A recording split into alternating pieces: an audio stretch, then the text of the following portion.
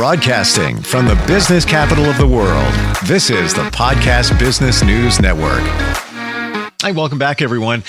School back in session, and a little bit of a challenge for some students, wondering what direction that they should go in when it comes to career path. We're going to focus a little bit on that today. I've learned so much in conversations with this gentleman, especially about how things are put together and in terms of transportation, just the areas where we live in and all of that. He is urban and regional planner at the University of Pittsburgh, spent many years there, and he's our Centurion recipient. Richard Golden Bickel Jr. is back with us. Welcome back, sir. How you doing? Very good, thank you. I got to tell you, I truly love the fact that even though you've tapped the brakes on the career, you are still plugged into what's going on in our world, and you're in Pennsylvania. Not just in your area, but we've talked about New York City and recent things that are going on. Do you find it's a passion that you want to stay plugged into the way things are planned within our municipalities? Well, I retired in 2014, and I didn't want to just fall off the face of the earth. I decided to stay involved in the professional activities I had traditionally been involved in, and for the most part, that's been very fruitful. Are you reading the news every day with an eye on planning how things are being put together? How I know we had some conversations about transportation at one point. All of that. Do you find it like the best way to describe it, almost like a passion now? Like it's almost turned into your hobby that you want to keep tabs on things. Well, the New York Times is an excellent resource for what's going on in the planning field, even though they don't often label it that way. They're always covering housing issues, transportation issues, and in New York, the whole issue of congestion pricing, which is still very controversial. Yep. And those kinds of articles are very appealing to me, and they build on the experience I had in Pennsylvania. Let's talk about the University of Pittsburgh and put an eye on students. Let's say that there is. What do you do to achieve your career path? What are your suggestions when somebody is, let's say, a freshman, or even they're going through a couple of years of school, maybe not 100% sure what they want to do? Well, when I started at Pitt as a freshman, I wanted to be a doctor.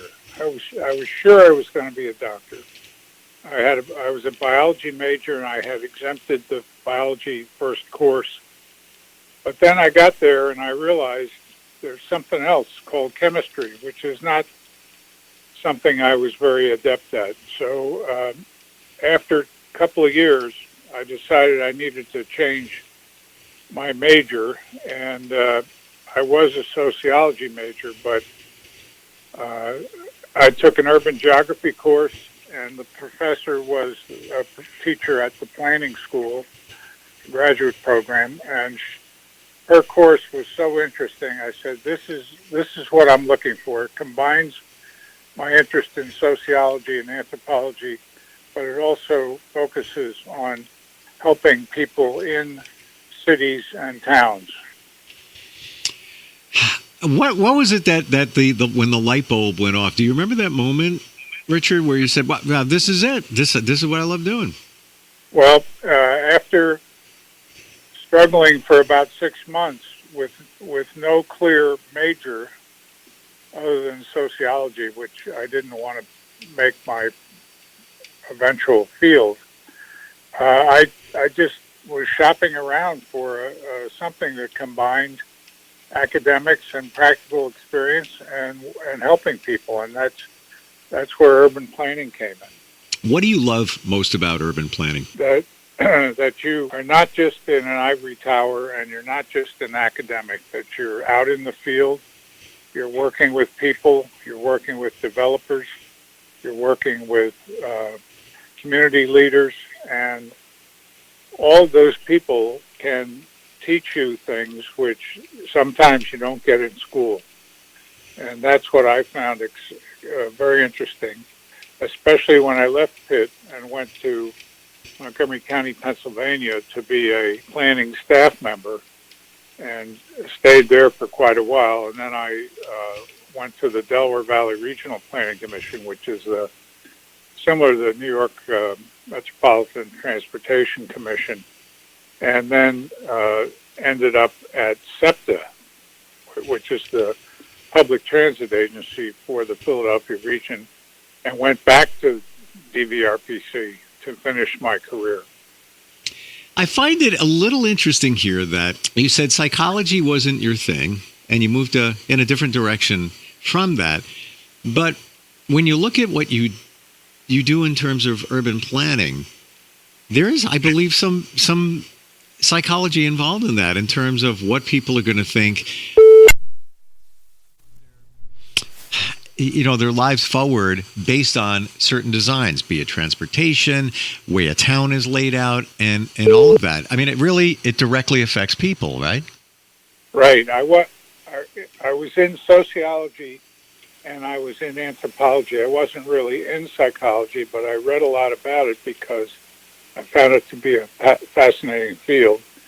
And it is true. You've got to work with people and have empathy for where they're coming from. Unless you're fortunate enough to be like the power broker guy, you can't just walk into a community and say, "This is my idea. You've got to buy it." You've got to sell planning, and many times people are resistant because it threatens their status quo existence. If you talk about low-income housing or transit-oriented development, which is higher density, they get very uptight, and it helps to be able to communicate with them and understand where they're coming from. Let's center on that for just a moment. Low-income housing. Where I am, Long Island, it essentially doesn't exist. There are apartments going up left and right. They're smashing buildings down and putting them up, and these are quite expensive apartments. I am talking, ballparking here, but 2 bedrooms, a bathroom. You're looking at a minimum of $3,000 a month. And it starts going up from there very easily. 3 bedrooms, maybe 2 bathrooms. You're at like $3,700 per month. Where's the low income housing? Because I'm not seeing it here. What exactly are you seeing that's going on in the country? I mean, it used to say we want to have some apartments here because we have this sea of single family detached dwellings. Now it doesn't matter much what dwelling type you build. They're going to be very expensive, and it's difficult for entry-level job holders or students or young couples to break into that market. Once you get in, sometimes you can get a profit or advance your position, but if you can't pay the entry fee, which is the mortgage, you're in trouble. And that's another thing you can't find because of interest rates and the amount of housing available. You can't really easily buy a house now, so the next option is renting, and then you get slammed with these high rents. What do you think the answer is? And I know that every area is different, but what do you think overall the answer is here? Well, the common complaint from policymakers is we don't have enough supply of dwelling units. And so we have people chasing existing properties, and that's highly competitive, and the prices are going up and up. Now, recently with the changes from the Fed, we may see a decline in some of the mortgage rates, but that's only part of the equation. You've got to focus on the community, its character, whether they will accept different dwelling types, and that's the entry level. But if to to think that building an apartment complex is going to result in affordable housing, that's a stretch. Yeah, 100%. I totally see what you're saying. I'm living it. We're living it here. I don't know if it's like that in Pennsylvania. Are you seeing it there? Yeah, it's the same. It's not as fierce as Long Island and New York City, but sure. The highest priced markets, according to the real estate section of the Times every Sunday, are usually in the New York, San Francisco area. Yeah, and that's where the rents of $3,700 a month or something are. I can't even believe it. That's how. Richard, I'm Long Island, New York, which is roughly, depending on where you are, it could be an hour drive, or if you're closer to the city, of course, you can expect to pay those kind of rents even more. But yeah, on average, 1 hour drive to the city. At that point, you're paying those numbers. And you're lucky if you find some places to, and even if it's a residence, you living in a basement apartment or something like that, you're still paying right around the same thing. It's amazing what it is now. Yeah, crazy. I've heard some plans to, and I don't know the exact term for this, but where the roadways would be. Cars would get their power from the road. The infrastructure would be put in there so that, almost like a charging pad on your phone. Do you think at some point in the future that would be coming our way? It would require tremendous expense to retrofit the roads, but it's a desirable outcome. And again, you have to have a policy commitment, and that would require support from the federal government to provide funding to make those things happen. Right. The whole issue with congestion pricing was supposed to be a solution to provide local dollars from New York City and from commuters to pay for infrastructure improvements that would benefit the Metropolitan Transportation Association. And it was a worthy goal, but it got caught up in politics, upstate, downstate, all these things. And Governor Hochul is lamenting the fact that it didn't pass, but I haven't seen a program to replace it. Point taken there. There needs to be a plan first. What do you think is the biggest challenge right now when we talk about, by and large, if we look at the country, every area is certainly different. But what do you think the biggest thing is? It affordable housing? Is it transportation issues? What do you think is something that really needs the attention? I think the affordable housing is the number one. Transportation has been more generously funded from the Reinvestment Act that passed in the Biden administration, and that has provided funding for capital projects.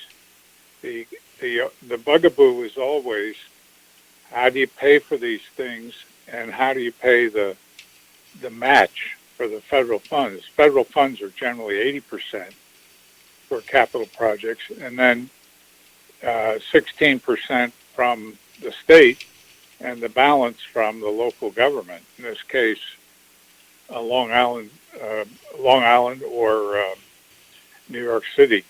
And the costs of infrastructure projects are so big, and it takes so long to implement them, that any cost estimate is just that, an estimate. It's not the reality until you actually see if it's going to go in the ground.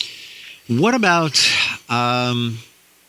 electric vehicles? What's your overall feel on that? Well, the private automobiles made by Tesla and China and others are selling fairly well.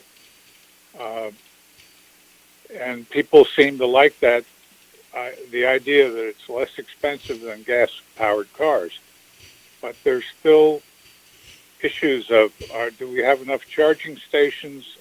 What if you're going along, and all of a sudden you need to get your car recharged, and you can't find one if you're out in a rural area. Yep.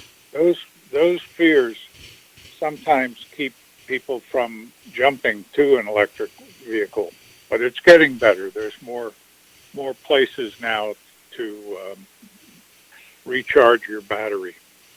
In your estimation, is it really, really as beneficial as many make it out to be, or the car companies make it out to be? Is it really helping the environment, and are we much better for this? Well, I think it's good to have a diversity of choices for people, and I can't really comment on the details of the environmental benefits. I'm sure there are many benefits, but there are also costs, and the issue of building plants that can turn out these lithium batteries and things like that. Those are the upfront costs that will help to make electric vehicles work better. But until you put that kind of private investment or even subsidized public investment in these plants, you're going to have another roadblock to having an effective electric vehicle fleet. Yeah, I agree with you. I haven't looked at the impact. I mean, it sounds reasonable, but in order to generate the electricity, you're still burning fuel. Right. Unless we're harnessing the power of water, which is not really wind, which is great if we could be doing that, but we can't. We're not currently doing that on a large scale level to power those vehicles. Right. And I said before, the power broker guy, I was blocking on Robert Moses's name. And there is a New York Historical Society show that started, and it's going to last for over a month. And it's based on Robert Caro's book, The Power Broker. And I read that book, but I didn't realize it was 1,200 pages. Wow. But I read it when I started working because it was fascinating. But that guy did a lot, and but he had the free rein from Governor Rockefeller and others and LaGuardia to move ahead and get things done. Unfortunately, his attitude was sort of anti-public transit, and he loved freeways, and so he wanted to put more cross-island roads in southern Manhattan, and he also, as I think I told you before, I think he designed the bridges on some of the highways, like the Meadowbrook Parkway, etc., so that a public transit bus could not fit underneath. I will tell you this. I shared what you told me a few times back when we got together, with somebody over the weekend who was in my car. And I said, did you ever realize how these parkways, and I live on Long Island, and I didn't know that until I talked to you. I've lived here all my life, that Robert Moses designed the parkways with lots of curves to slow you down, so that, we take in the scenery, if you will. I always wondered why we had all of it. Why didn't you just make it a straight run? It would be a lot easier. And certainly with the bridges, all of those bridges on those roads were very low until they started making some changes. And even if you look at them now, it's only actually been in the last, I want to say 15 years that they finally phased out the last low-hanging bridge. Never knew why. I never even thought of that. He was really controlling. But he had that much power, and his biases were critical in how he tried to accomplish transportation projects, and the people who got hurt, some of the neighborhoods where these highways were rammed through, and that wasn't the case necessarily on Long Island, but it was certainly the case in the city. For sure. And we have to add, for anybody that doesn't know or realize, he was a game changer in certain types of housing. There are hundreds, if not thousands, of homes in the area where I am in the New York area that were his developments, and they all look the same. He used to crank them out, and this is back, I believe, in the 1940s. Right. Well, he accomplished some great things, but he also had some issues that created problems for people. Yeah, it seems like he had an agenda. I guess maybe that's the best way to did a lot, in terms of creating housing, and fantastic that, he had the roads done, because back then, it really wasn't easy to travel, but, he did it with an eye on what he was trying to accomplish at the same time. What about our rising populations? Thoughts on that? Any first, basic thoughts on how we can tackle that situation? Well, the increase in population is mixed. I mean, certain communities are growing rapidly and others are declining. And you can't have a single policy, and people don't want a single policy. They want some diversity. But the key thing, again, is if a community is growing, they're going to have infrastructure demands. If they're declining, they have to raise the money to restore the infrastructure they already have. That's the difference between the Northeast, Midwest cities and the Wild West, where they don't have, in many cases, the infrastructure already in place, and they have the luxury of starting from scratch. But hopefully they won't make the mistakes that were made in the past in the eastern part of the country or the Midwest areas.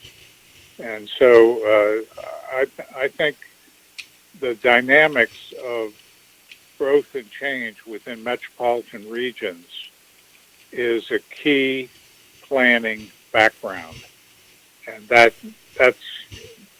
going to continue. Wow. I got to tell you, Eve, in our conversations, I've learned so much.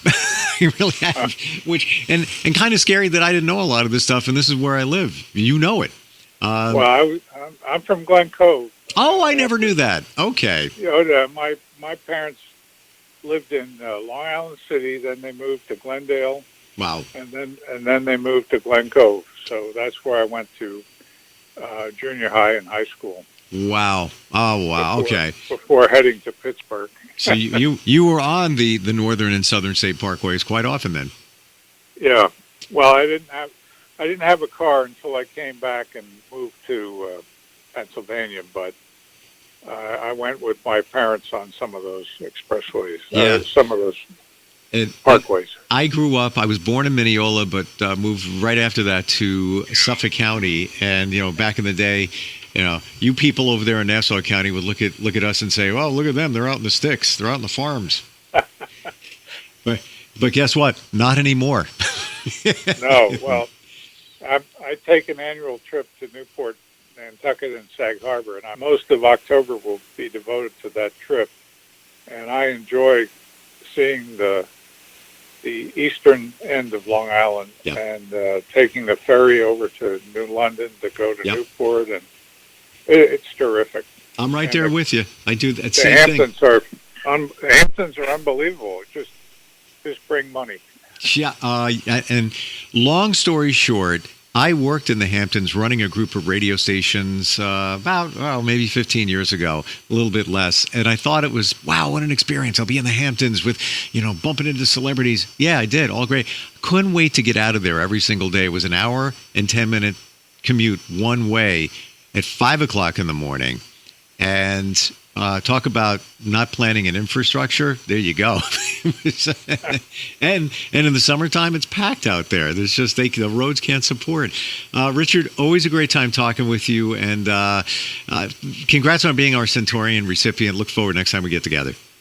Okay, I think it's the 26th is my next interview. Fantastic. And I'll wave to you when you pass by on your way to Sag Harbor. All good. All right, we'll talk soon. Thank you very much. Thank you.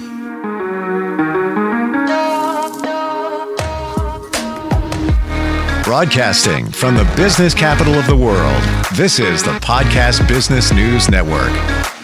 Adopt US Kids presents Multiple Choice Parenting. Your daughter just had her first breakup. Do you A, put yourself in her shoes? How could he do this to you? And for Sheila, she has split ends. B, console her? Oh, sweetie, this is going to happen a lot. 4, maybe 5 more times before you get married. C, take charge? Got to get this all straightened out. Give a little talking to, man to man, mano a mano. Hey, Steve! Is now a good time? No? Okay, no problem. Bye. Or D, help her find a new boyfriend? I know a great place to meet boys. The internet. Nice, single boys. Never mind. How about some ice cream? As a parent, there are no perfect answers. But you don't have to be perfect to be a perfect parent. Thousands of teens in foster care will love you just the same. For more information on how you can adopt, visit adoptuskids.org. A public service announcement from the U.S. Department of Health and Human Services, Adopt U.S. Kids, and the Ad Council.